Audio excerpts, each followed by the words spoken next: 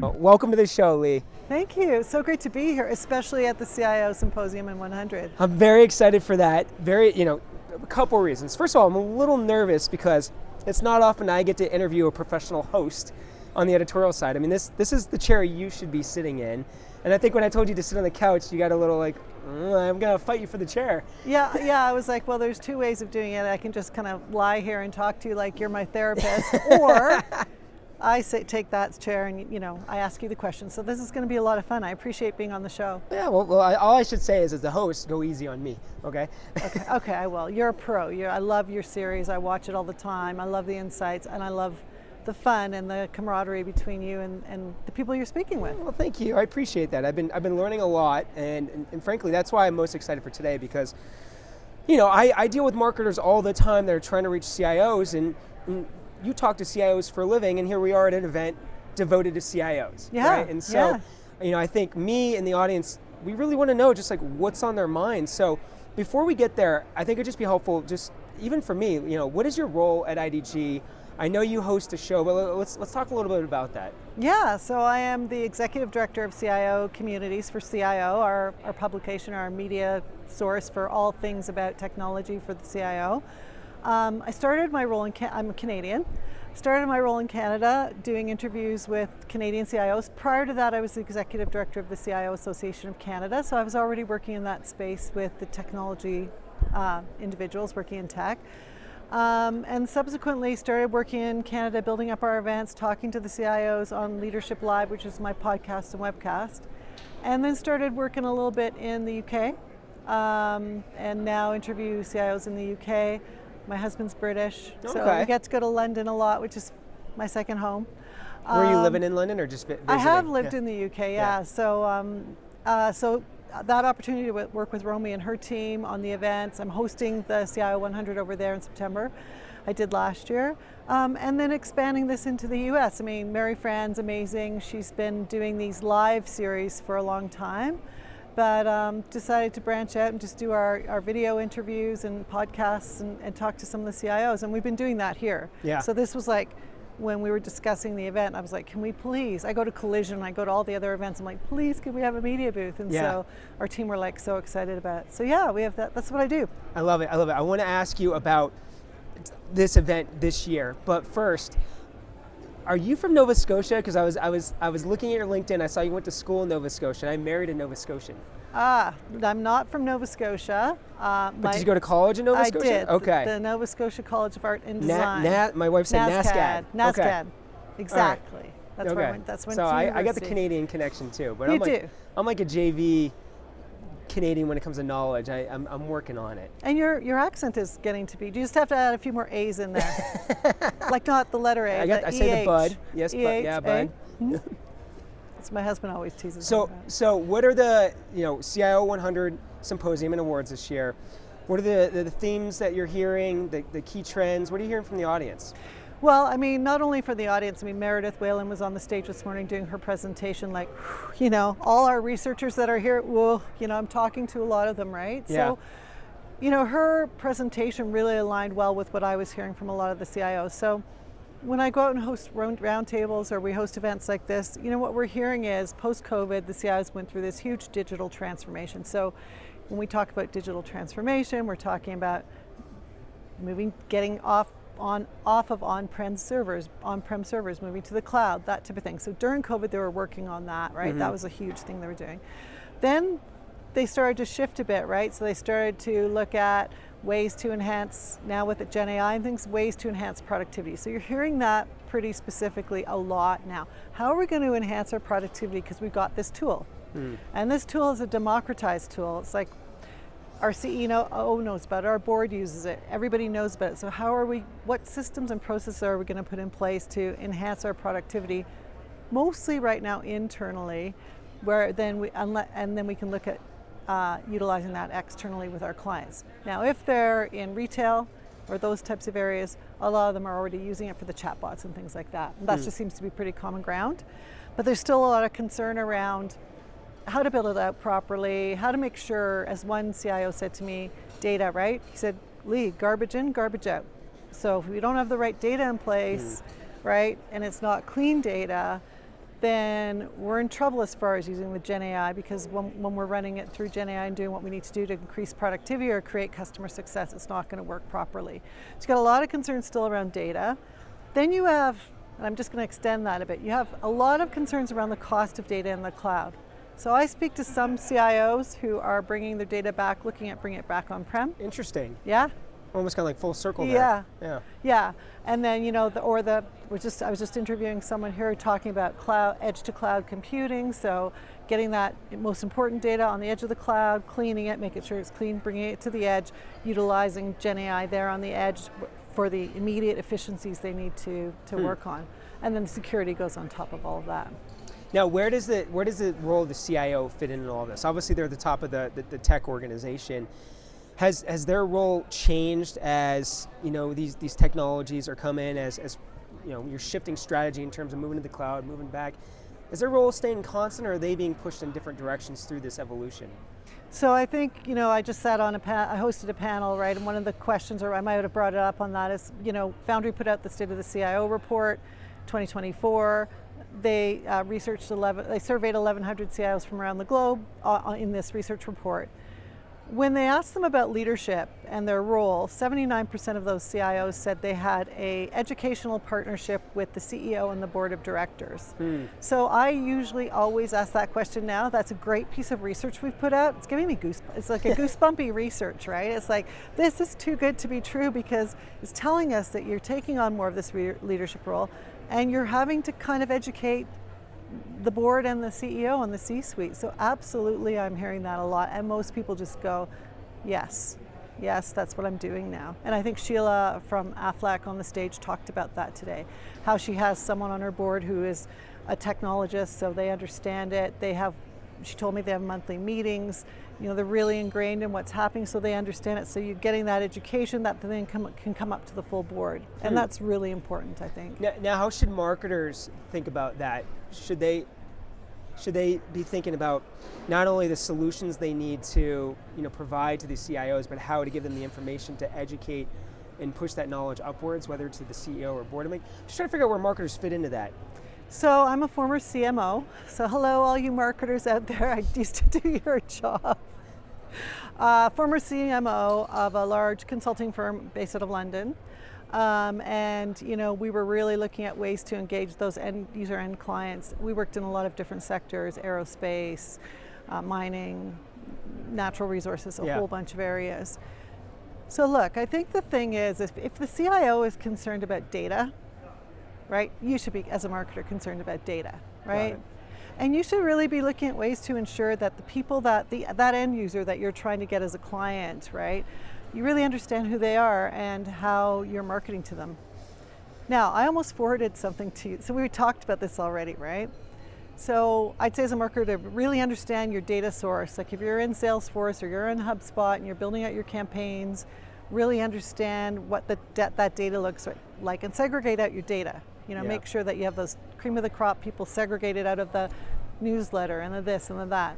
Make sure if it's the cream of the crop people, that top 20%, if you're going to reach out to Lee Rennick and ask her about her cloud initiatives, I see that you're working on cloud initiatives and she doesn't even touch that in the business, then maybe think about that approach, right? Because maybe Lee Rennick can open a door in another way to the CIO at Foundry, right? Or the CTO, who I work with.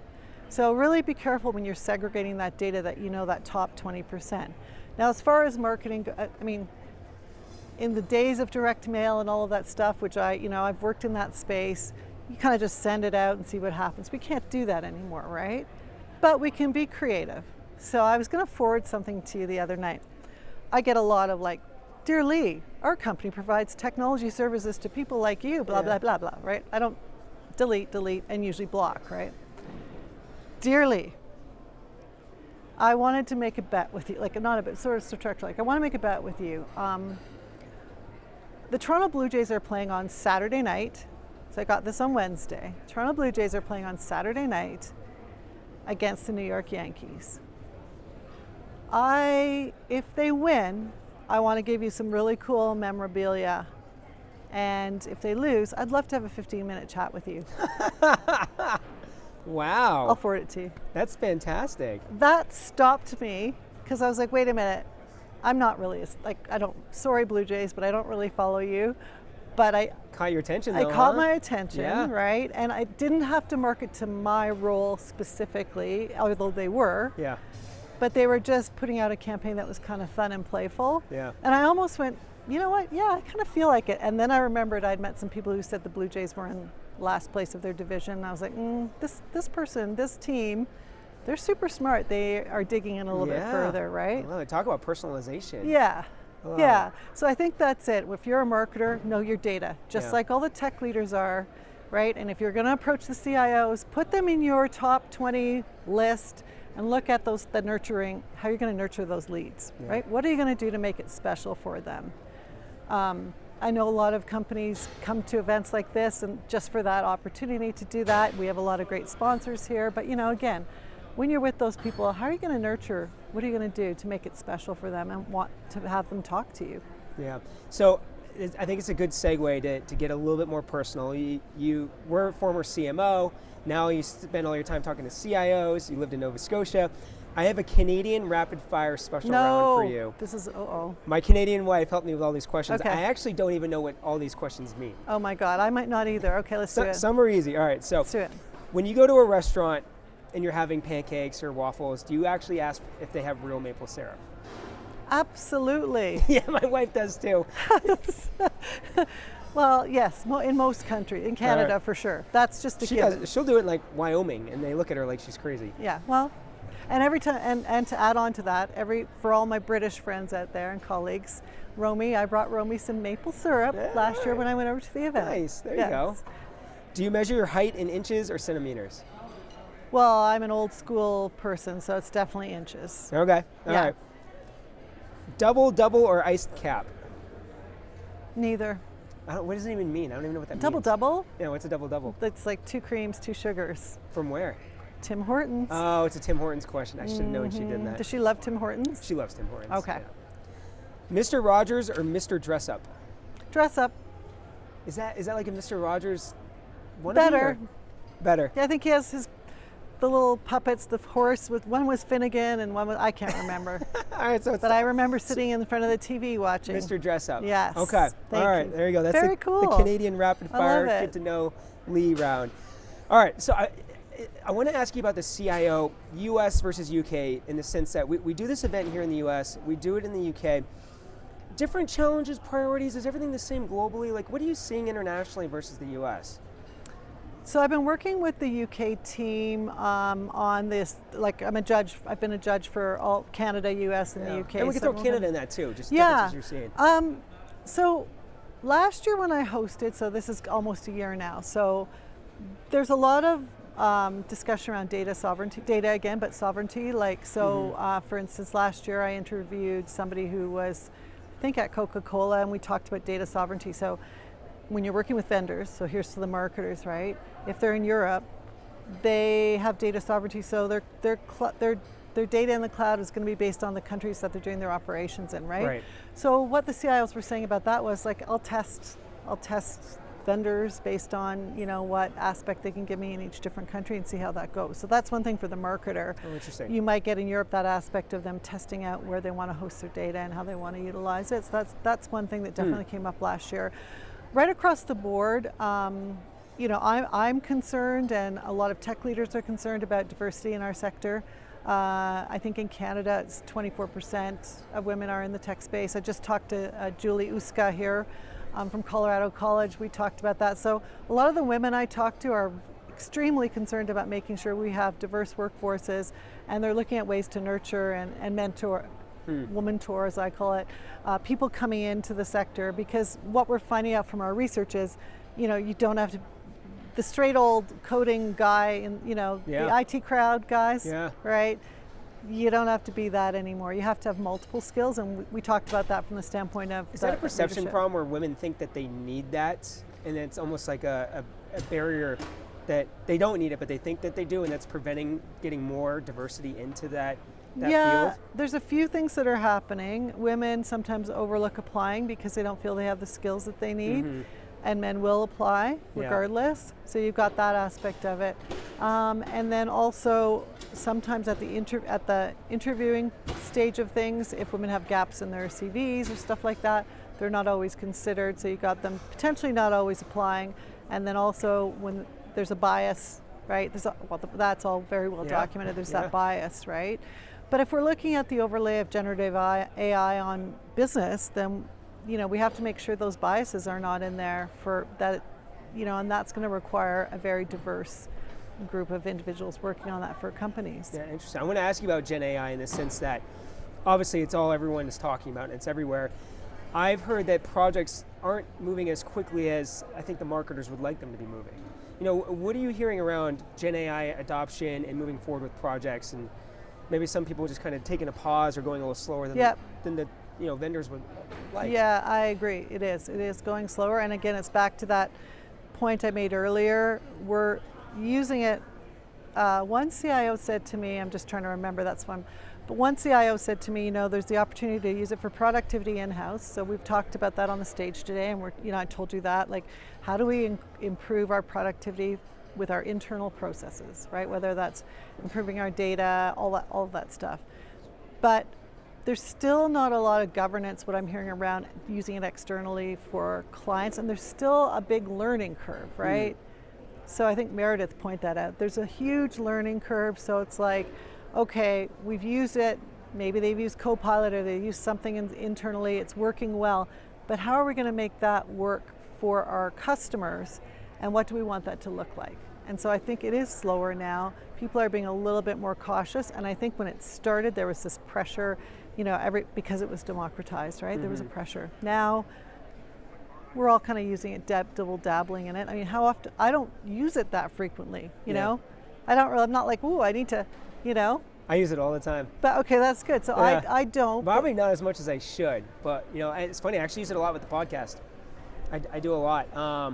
What I found is, I have very fortunate, I have a whole team behind me, video production team, marketing team, but there's a lot of things I do on my own, and I don't necessarily have a producer to help me think through, questions or subjects and titles, and so I almost use it as someone just to bounce ideas off of, and so I'll feed like a script into it, and I'll say, hey, I'm thinking about these 5 titles, can you give me 5 alternative titles for an episode, and then I start to just see a different perspective, and I think that's where I've been using a lot of, not necessarily doing the work for me, but just giving me a second opinion on things. Yeah, and I think that's really great, but I think you have to be cautious because that things like bias. I mean, it thinks I'm Mr. Lee Rennick, and he worked at whatever, right? So you got to make sure. I think that's the thing. Yeah, we've been talking about a lot today. Everything is still it's sort of human-centered technologies. I don't know, design and technology use. So I get it. I use it. I don't really use it for that now because I'm lucky enough to talk to so many CIOs that I can usually bring in or pull out some thoughts they have around something they're working on or ask those questions. My husband's a CTO, so if all else fails, I can say, hey, what do you think about prompt engineering? And he'll go, huh? And I'm like, you don't know about prompt engineering? I do. Look it up, dude. Yeah. So we get that. Funny. But then he'll say, oh, but this, I'm thinking of this, or I'm working in this way, or this is how we might be doing something. So luckily I have that resource at home too. Well, the human element keeps coming up. Yeah. And it's interesting because here we are at an event that's talking about the latest and greatest technologies and digital transformation, yet we're all here in person. Yeah. Right, and human element's a big part of this conference. Yeah, exactly. And I think that's so important right now. And it'll be interesting to see as we bring in, other generations working in the space, if they'll still want to do this format. Whether it's going to be human-centered design and work together, or are we shifting to more technology-based? Yeah. I mean, we are anyway. Every company's a tech company. Yeah, I just, that human element is something we always have to grasp and hold on to as part of that. Yeah. I want to ask you about, so again, I talk to CMOs all day and marketers all day. You talk to CIOs all day and tech leaders. Yeah. What does the marketer need to know when they're trying to get into the CIOs here? What are some common pitfalls that are just going to fall flat with the CIO, and what are some things that are really going to help them as they're evaluating projects? You should listen to, I've got a few interviews around this on CIO Leadership Live. So we talk a lot about when I was at the CIO Association of Canada, we talked about vendors. Oh, the vendors this, the vendors this, the vendors that. Yeah. But it has, good job vendors and marketers, because it has shifted a bit more to partners, right? Our partners. Yeah. Now, I've done a few interviews where the CIO would say to me, look, Lee, this is a vital part of my business, right? Working with the vendors. So but I want them to be positioned with me as a partner, right? So I want to be able to ask all those questions, really delve into what they're offering, not just get a one size fits all, but get something that's really potentially custom to my environment of my business, right? I've heard that a lot, right? And then if those vendors are, I know a lot of them put out research papers and they do all of that type of stuff, then yeah, if they've got research to back it up and they've got case studies from other businesses, that's really important to the CIO, right? And again, not that one size fits all. That does work for some of them, but they're more interested in like, how can you help me? These are the areas I want to improve. Yeah. Okay, greatly, but now, so yeah, we can look at that, and here's some case studies of where we've helped, but here we can also add on, potentially this, and this, right? I interviewed the head of Google Cloud Canada, and we talked about this, and he said, I just like, they have their own teams working on innovation. So they want to share that out. They don't want to just hold it in as like, oh, Google's only doing this.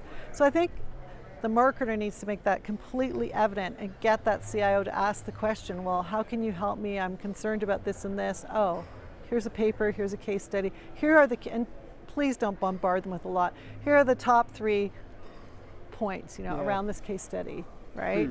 And if that other CIO would be willing to talk, again, that networking aspect, that's what we're doing here, right? People are coming together to network and talk.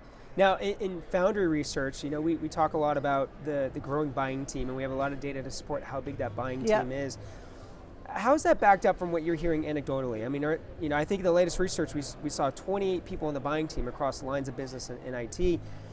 Are you hearing that anecdotally? And how is a CIO managing working across so many different functions? Yeah, I think for the marketer, you should be thinking about how you're marketing across those functions across the business. So yeah, you definitely want to be in the headspace of the CIO, but you also want to make sure your messaging and what you're talking about and how you're marketing to them is based to that full buying team. And that's kind of hard to figure out, right? Yeah. But I think that's really important. I find with a lot of my, for instance, interviews, anecdotally, right? I'll be dealing with somebody else on the tech team who'll be helping me set up those interviews with the CIO and all of that stuff. So even just from that standpoint of PR and communications, right? Yeah. So I think it's really good to be cognitive of those other areas of the business, right? And seeing how you can leverage those connections into, getting in front of that CIO. Yeah. What are you most excited for in terms of big trends I know Gen AI, I don't know if that's all we're ever going to talk about. Is that the next foreseeable 12, 18, 24 months? Or are there other things on the horizon?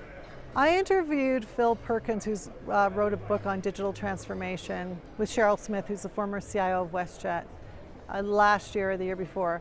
And they were right, they'd done this great book on digital transformation. They were writing on quantum. So I'm not sure if, I was really thinking quantum was the next thing. Once we get through this AI piece, then the speed at which things can be done. But I also think there's going to be trends, and we've already talked about it. There are trends right now in that data piece. Where are you keeping your data? How much is it costing you? How much energy are you using? I'll be doing a panel tomorrow on ESG. We'll be talking about that. So how much energy are you using to produce the results you need with the data? Those types of things. So I think if there's anything, and quantum's been around for a long time, but I feel like that might be the next big phase that comes up, and it'll just be the processing of compute will be so quick. It's interesting that you bring up energy, because I feel like green tech, sustainability was a big topic. Gen AI's taken over, but those two are directly related, and I feel like that's not being talked about as much from the vendor community, and maybe because it's a conversation they don't want to have yet. What are you hearing on that? I'm not, I think it's sort of like, the speed of which things can maybe, there's going to be a whole evolution in the vendor space. And I think you're starting to hear about it right now, right? Things are slowing down a little bit. And so I think there's going to be that whole transformation of what it means to be a vendor and what types of things they're offering. And whether or not they can accelerate at the speed of their customers. Yeah. Right? I mean, a lot of these companies have their own innovation hubs, and they're partnering with. So I've interviewing a few CIOs from universities and colleges. They're partnering with tech researchers from university and colleges. They're building these kind of consortium of innovation hubs with the vendor, around tech. So I think you might see a bit more of that too. Yeah. Well, I think the good news is, as Gen AI consumes more power, I think we have a lot of leaders in place that are at least very cognizant of the impact that it's having with energy and being conscious of, green solutions. Yeah. So I feel like we're in at least a better place to kind of tackle this new technology ahead of us. I think we are, but we're in the plant. There's still concerns around it and making sure that they tackle it in a way that makes sense for the business and makes sense for the environment. Yeah. Right? Yeah. And so one other area I want to dive into Gen AI, and that's in terms of vendor adoption. Are the larger enterprise vendors, are they more well suited than the smaller startups? And if so, how can smaller startups get an edge? I talk about this a lot. So a lot of the CIOs I interview, again, there's that cautionary approach still to it. So we're going to use it for internal productivity. We're going to go with the Copilot, or the other ones that are there that can assist our teams, like you and I. Yeah. We got it. We can do whatever we want to do, right, with it. It's in our gated little space. So they're looking at that.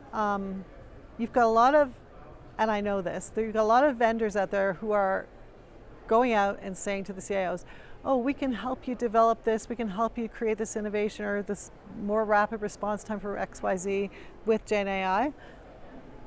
But I think for those vendors that are doing that, really bring forward, have your case studies, have some proof.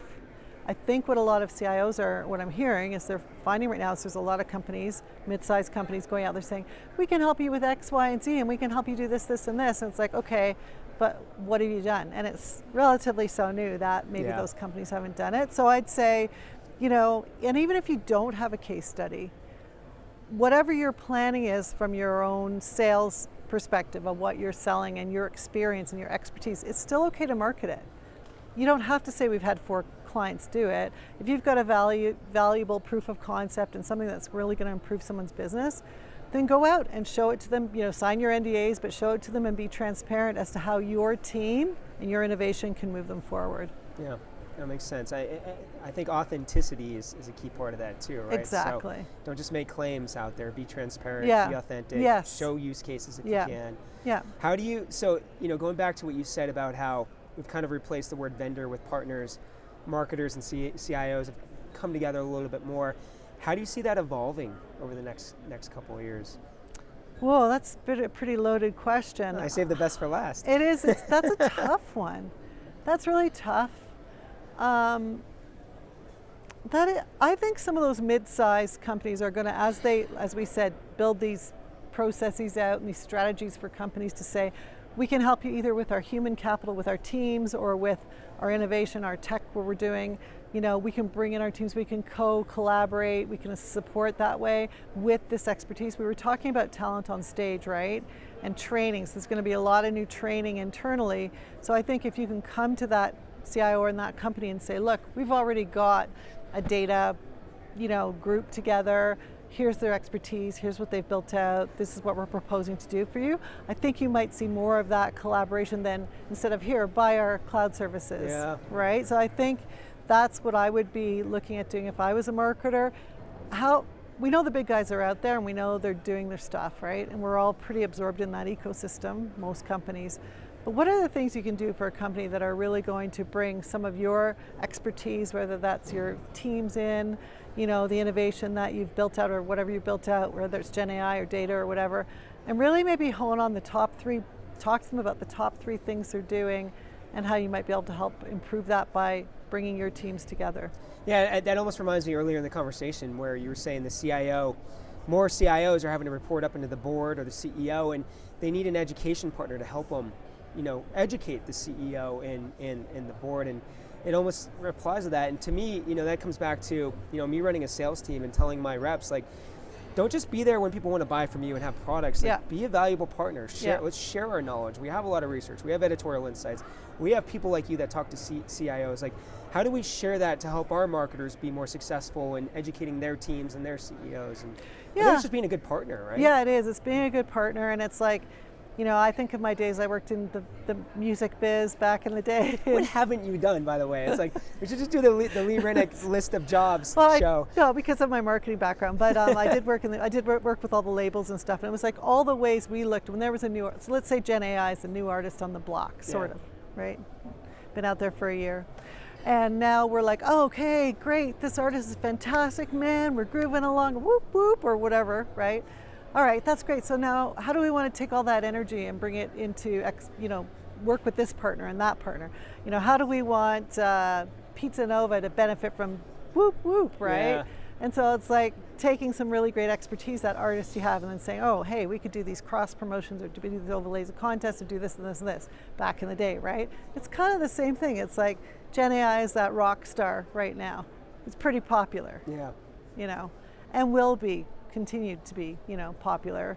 Like, I'm going to see Paul McCartney in London in December with my daughter and her husband and my husband, specifically because he's the Gen AI rock stars. He's a Beatle, right?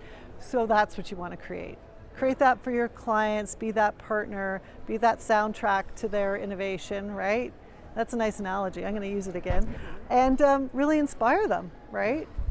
Just the way music inspires us. Well, you've inspired me. I think this is a good way to end the show. Just your advice for people on the road. Thanks. And let's, next time though, CIO Leadership Live. You're going to have me on the show. Oh, yes, you're going to be. What am I going to talk about? You're going to be telling about all the things you're here. You're going to help it'll be the reverse. I'll tell the CIOs what the marketers think. That's right. Yeah, exactly. And how you can, as a marketer, help leverage their business objectives. I'd love to come on the show. Awesome. I'll lay down on the couch and tell you all my problems. Exactly. I'll be very kind and nice. Is that your advice? I'll play this Paul McCartney soundtrack. I'll play Let It Be, and you can just sit there and tell me. Is that your advice, though? Have me on the show? I'm having you on the show. All right. I already this was supposed to be my show, not yours. Okay. Well, Lee, thanks for coming on. It's been a lot of fun. Cheers.